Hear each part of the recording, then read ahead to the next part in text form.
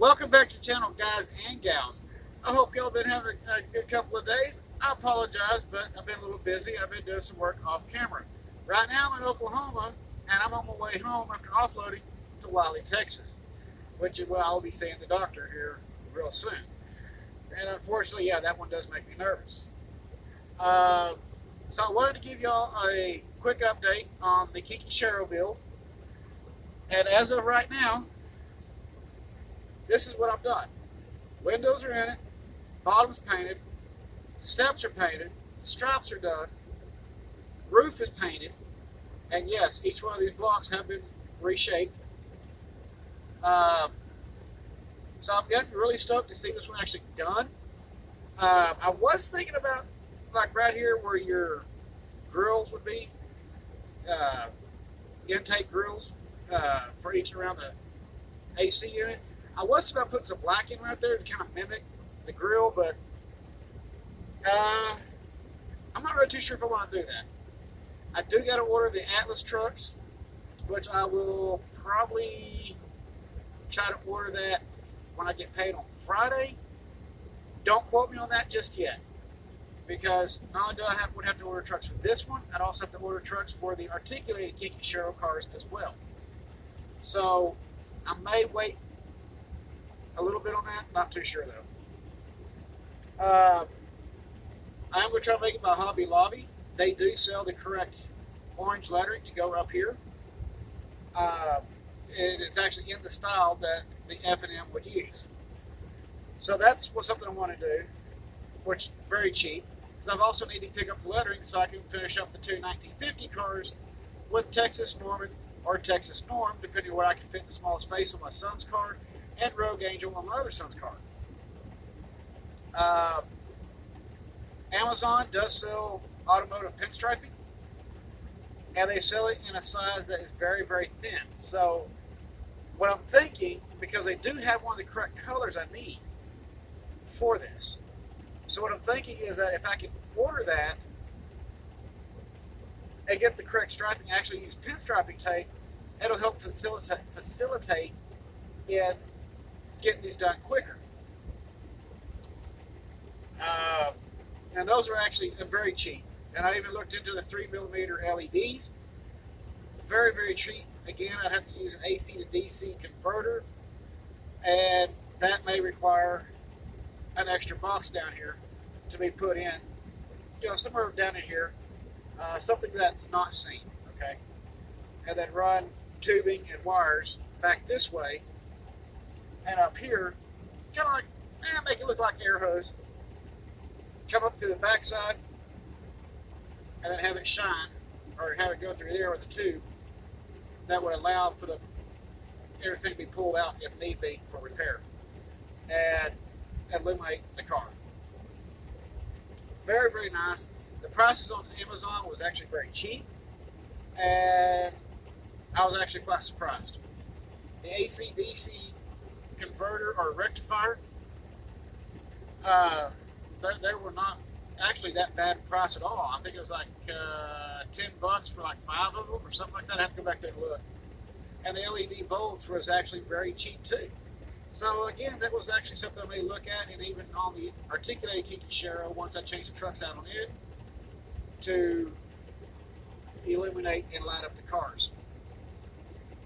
I think that'd be pretty cool. And what actually spurred the idea was the 1950s, because the guy had modified the original trucks, which were a pot metal, but we used Lionel wheels, and he ran the pickup roller on it.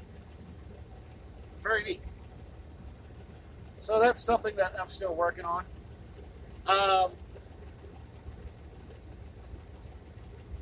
Also, while we're on the subject of trains and scale and O-gauge, have anybody seen the new Menards stuff?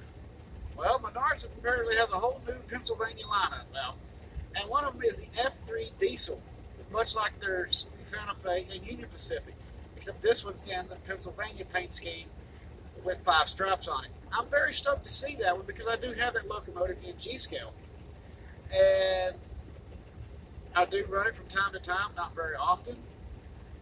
I don't run a lot of G-scale anymore. I just don't. Um, it just got too expensive. It's too big. It's too massive.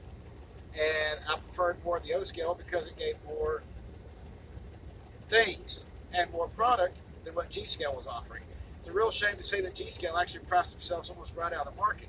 They're still around, but not like it was. That's a shame. Uh, but yes, I'm very super stoked because that locomotive with the 5 straps on it was the last locomotive my father bought me when I came home from the Army. And so that was actually kind of a keepsake, you know. I do have a lot of stuff in Pennsylvania in G scale. Oddly enough, in O scale, I've only got 2 locomotives that have Pennsylvania on it, the 2025 and the steam turbine. I would love to be able to buy a steam turbine scale model, but that may come later because there's some other things I want to get taken care of too. So yes, very, very cool about that. With the NDM car, or the NDM stuff, I do have the rail camp car, which if you go back many videos ago, that car was almost completed.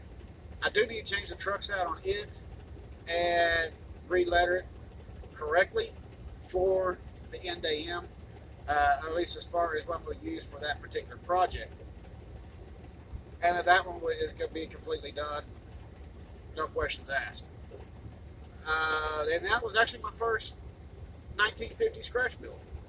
So I'm happy about that, and I'd like to say that.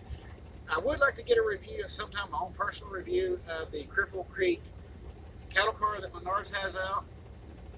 It's kind of very interesting because I built my modern day cattle car on the chassis of one of their contenders, their contender cars. And I'd like to see if they kind of follow that. I think it'd be kind of cool.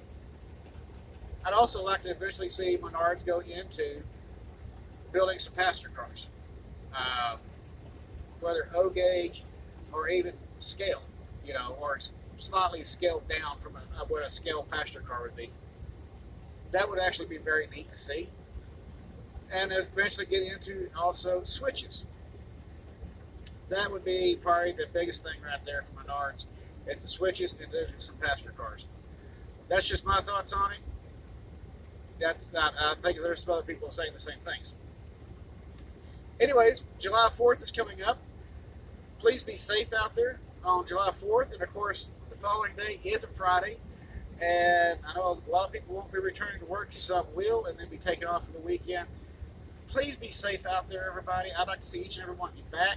To all the new subscribers, thank you all for being here and subscribing and hanging out here on this channel. It means a whole lot to me.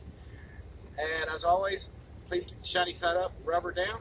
I will see y'all in the next video tomorrow, maybe? We'll just see what happens. Y'all take it easy. Have a wonderful rest of your week and weekend.